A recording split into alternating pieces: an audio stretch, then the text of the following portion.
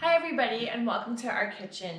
And I hope you're having as much fun in quarantine as we are. So in preparation for quarantine this week, I'm sick of cooking and cleaning every single day in my kitchen. I feel like that's all I've been doing. So today we're actually prepping 3 different meals that you can use throughout the week. We're going to be making a Cubano pork that can be used as carnitas or over nachos or just with rice and beans. And we're going to make a lentil soup that can be served just with soup or over pasta like my family used to do it, as well as a chicken chili. And the best thing about all of these things is they can be stored in your refrigerator for a few days, or you can actually freeze them and they're good up to 3 months. So let's get cooking.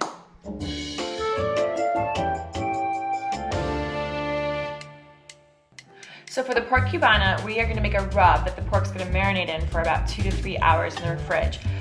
With that, we're going to start with some parsley, chopped up, minced garlic, about 5 cloves of minced garlic, the zest of a half a lemon, a half an orange, and a half a lime, oregano and cumin, 3 scallions, the green parts only, as well as just a little bit of olive oil to make the paste. So I'm just going to finish chopping up some of this parsley here, and it's just a rough chop because it's just going to be a rub on the pork. It doesn't need to be diced or minced because it really is just going to bring out the flavors of the pork once we get cooking with it. And then we're going to mix all these things together in here to create the rub for the pork. It doesn't really matter what order you add them in because, like I said, we're mixing it all together to make a paste.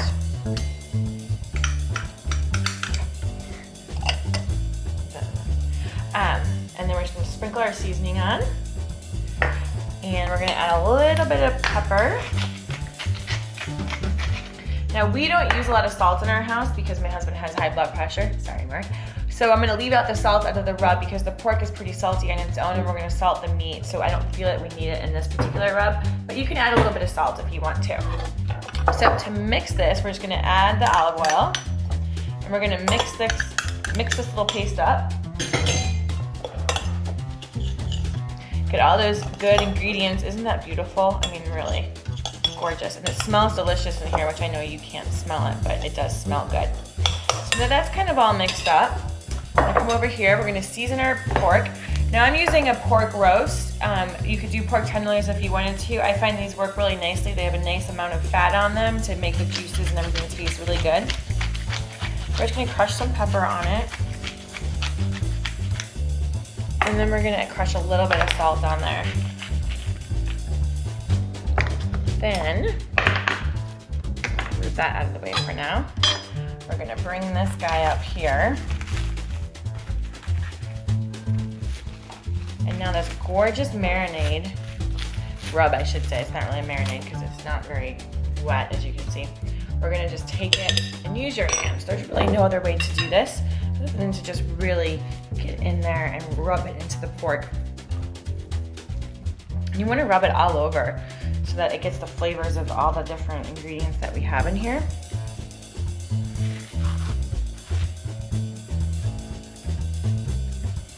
And sometimes when I do things like this, I even like to cut a little bit, well, we lost half of that, that's okay though, a little bit of slivers in the meat itself, because what that does is it just lets the juices and the herbs kind of get in there, and I feel like it just gets it more inside. This is gonna slow cook eventually, so it's all gonna fall apart anyway and just be really, really delicious. Okay, I'm gonna make sure we get all that goodness in there. And then, now I didn't cut enough saran wrap, as you can see. I'm gonna wrap what I can. And I have another piece ready to go. We're just gonna wrap this all tightly in here.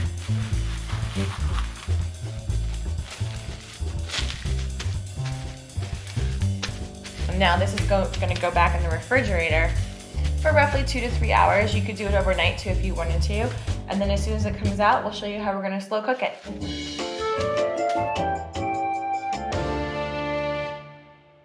Okay, now that our pork cubano is marinating for the next several hours, we're gonna get started on the chicken chili because we really want that to cook in the crock pot on slow, get all those great flavors in there.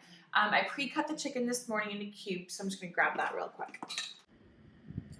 So we have our cubed chicken that I cut up this morning, washed it, trimmed it, patted it dry, got rid of the fat, and then I just put it on the paper towel in the fridge for a little bit because it just gets the rest of the juices out of there.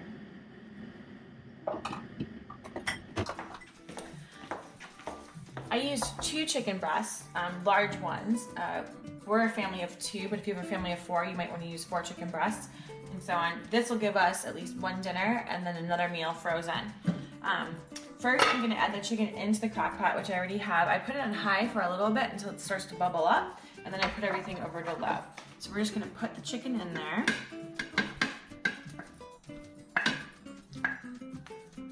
And I try not to touch it because I just don't like to touch raw chicken personally, but you know, it's your own choice.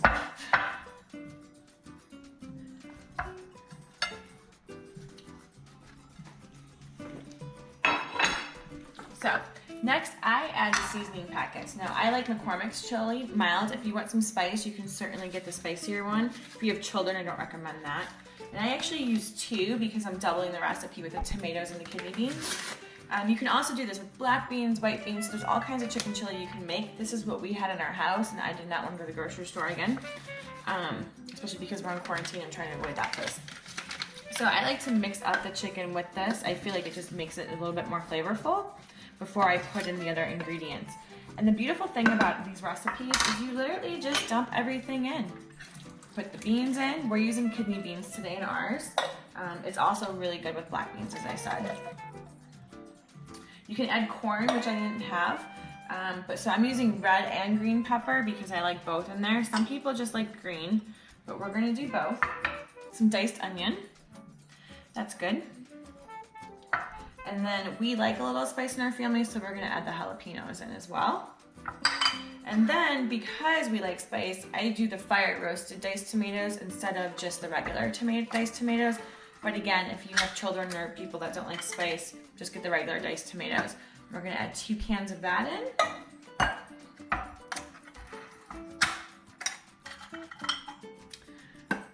And it looks so beautiful in that pot. And we're just gonna mix all this up and get all those flavors together. And this does its own thing. You don't have to do anything else but this. What an easy meal you can make for your family and then have extra meals to freeze. Put the lid on and let it simmer until you think it tastes great.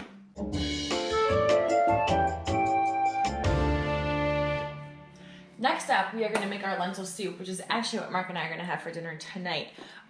With the lentil soup, you'll notice I have some diced onions, celery, and carrots. I prepped a lot of this morning because I was using some of the same ingredients, and some of these things are great if I do run out of meals this week. I can just toss them in to make another soup or whatever I want. I've also made some pre-made chicken broth that I made myself a couple weeks ago. I pulled it out of the freezer and I warmed it because I like to add the warm broth, as you'll see as we go through this. So first what we're gonna do is we're gonna turn on our stove. I put mine to a medium high because our stove cooks like a restaurant grade kitchen stove, and I've learned now that we've had it for a few months, be careful. We're gonna add a little bit of olive oil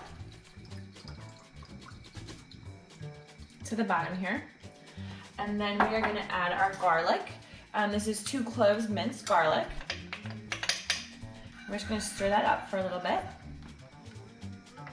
When that starts to sizzle and the olive oil just starts to get a little bit, it's time for the onions and celery and carrots to go in. We definitely don't want to burn the garlic, so I like to just keep stirring it in an effort not to do that. If you let it sit, sometimes your garlic can get brown and then you're going to start over. Now I have more than a cup of onion here, but you just want to really dice 1 small onion for this. So we're just going to add about that much, and that's probably about 1 onion.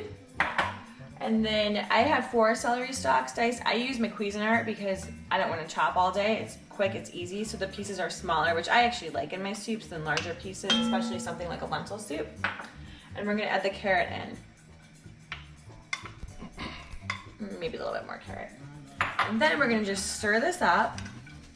Oh, and you can hear that sizzling start to happen. It's one of my favorite sounds. And the smell of oil and carrot and celery, oh, so good. And we're gonna add a little bit of pepper, just a pinch, and a little bit of salt, not too much. And so this is gonna saute. We're gonna saute it for about 10 minutes until they're a little bit translucent, and you can smell the aromas in the air. Next, we're gonna add our spices in. So I have some cumin, oregano, bay leaf, and then I actually used, it calls for coriander, which I didn't have. What did I use? Hang on, I have to redo that. I don't know what the hell I used. I used cumin. I used oregano. Gram Marcel. So if you don't have coriander, you can use Gram Marcel as a substitute for coriander. And we're just going to dump all this in. Now, different recipes will tell you different things. I like to add my spices down with the vegetables because I feel like when you saute them, that's when you really get the aromas coming out of them. And then we'll add our lentils next into this. On the lentil front, you can use green lentils, you can use brown lentils. Don't use black lentils. Green or brown are recommended. We're using green lentils today. The dry lentils are perfect because they cook really nicely in the soup. If you use the canned lentils, it just doesn't give you the right consistency. So I definitely recommend the dry lentils. We're just gonna toss those into the pot. And we're gonna mix that up. And you can really start to smell the spice seasonings of the cumin and our Gram Marcel, not coriander, and oregano going on here. And you just want to mix everything up. I mean, look at that. It's just gorgeous. The colors in there, I love it. This is also one of my favorite pots to cook with. That's my Le Croissant, which I'm probably not saying right because usually I don't.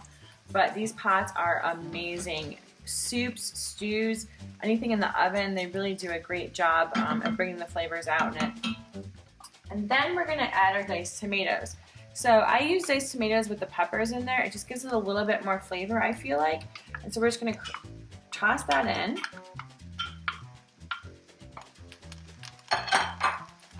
And stir that up. And I'm going to lower the heat a little bit because you can hear my stove going. And now we're going to add our chicken broth. So I'm going to add about 6 cups of chicken broth. Again, this is a homemade chicken broth that I made myself. How I did this was I just took a whole chicken. I put celery, onion, carrot, garlic, pepper, and just let that cook all day in a really big pot. We'll try that recipe sometime so you can see it. But again, it's less sodium, so I like making my own stock. So we're just going to add this to this. And the beauty about this is you can keep adding it as you see fit, depending how you want your soup to be. I use warm chicken broth. I'm just gonna stir that up, and I think I'm gonna add just one more in there because it'll cook down as we go. And I have the pot right here so we can keep adding it as we watch this cook. Now, we're gonna bring this to a bubble. We're gonna let it simmer for about 30 minutes, and then we'll check on it.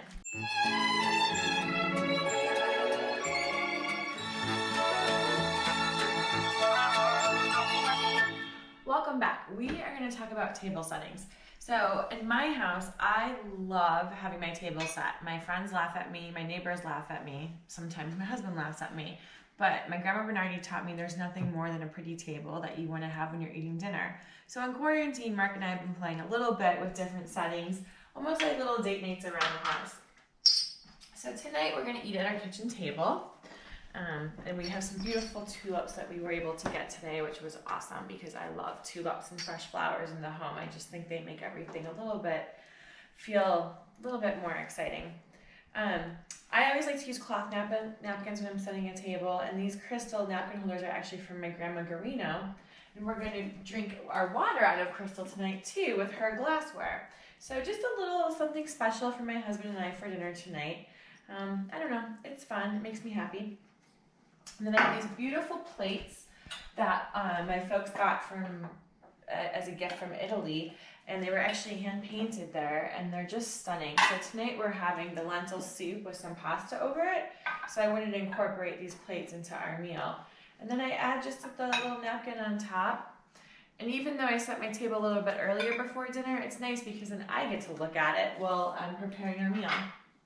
A little bit of candlelight, of course, because you always need a little glow in the evening. And then our silverware, which knives go on the right, and then we're going to have a spoon, so we'll have our spoon in front of that for our soup, and our fork on the left because we're going to finish with a little bit of salad this evening as well. Tonight with dinner, we're also going to be enjoying a beautiful glass of red wine from one of our favorite wineries in called Inglenook. This is actually Francis Ford Coppola winery that he's taken back to the original name. So tonight we're going to be enjoying the Reserve. which we're really excited about to have this bottle of wine this evening.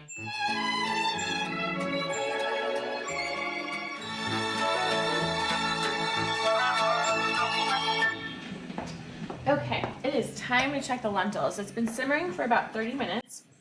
Oh, look at that bubbling. That's beautiful. So I did add more chicken broth in there because it was starting to just get a little bit too thick. And about the last 10 minutes before you're ready to eat this, you want to add in the zest of a whole lemon and the lemon juice. This is the secret trick to delicious lentil soup. I promise you this. We're just going to mix that up. We're going to let this simmer for 10 more minutes. And in my true Italian style, I have pasta bubbling. I use the Tagliatelle because I like the shape of it. And we'll be back in a few. So we're going to take the pasta off the stove. Just rinse that out. Drain it really good. And then because I'm going to finish the pork Cubano with you guys, I'm going to pour this into the bowl. And I tend to put a little bit of olive oil on it because it keeps it from sticking. And as soon as then we're ready to eat, once the pork goes in the oven, we'll get this dished up for you.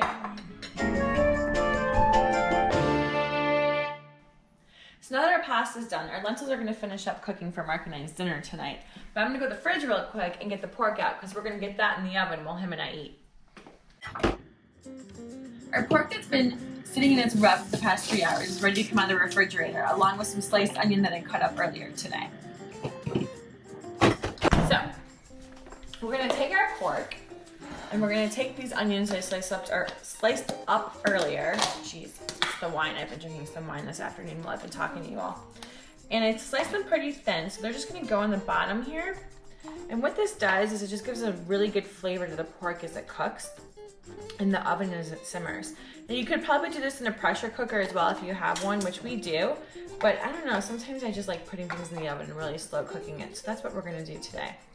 So we stick the onions there at the bottom, we arrange those nicely. We can wrap the pork, which is going to take me a minute. And we're going to get this just put into the pot. Oh my gosh, this smells so good. So good. We're going to put all those extra bits in there because we don't want to waste any of that good rub that we have.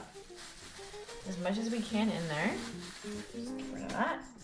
And then we're going to put 2 cups of, you can use chicken broth. I'm using a chicken bone meat broth because I ran out of my own chicken stock. So I'm going to just pour that on top.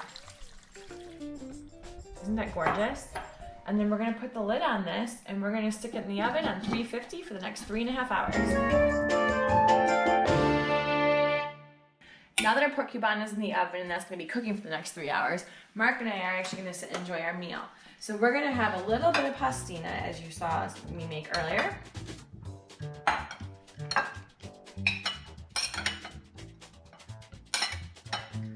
And then our lentil soup is ready to go. Oh my goodness, doesn't that look beautiful? Look at the colors in that. Now it's a little bit thicker, so you can add more water to it if you want, but I like it a little thicker because I just feel like it makes everything perfect. Oh, let's get a little bit of broth on there. So pretty. If you could smell this right now, you'd be in heaven.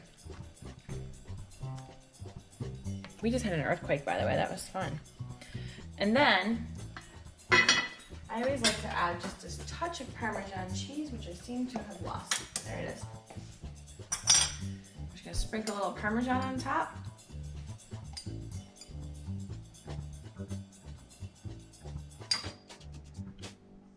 And voila, we're ready for dinner. Bon appetit, everybody.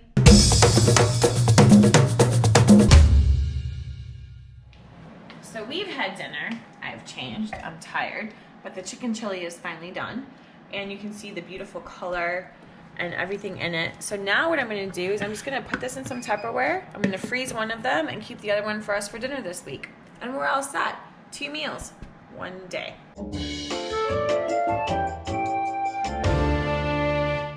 We're back, and I gotta tell you, this thing came out of the oven and Mark and I were dying to try it. So I have to tell you,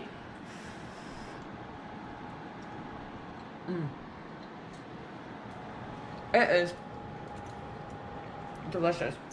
And we're just gonna shred it. So just take 2 forks and just shred away. And the beauty about this is you can really do anything you want with it. You can take Hawaiian rolls and make sandwiches. You could add barbecue sauce to it. Tortillas, you got carnitas.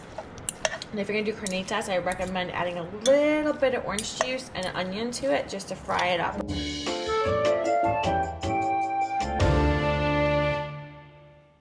Thanks for spending the day with us today in our kitchen, and from our home to yours, we hope you have a great week and enjoy some of these recipes.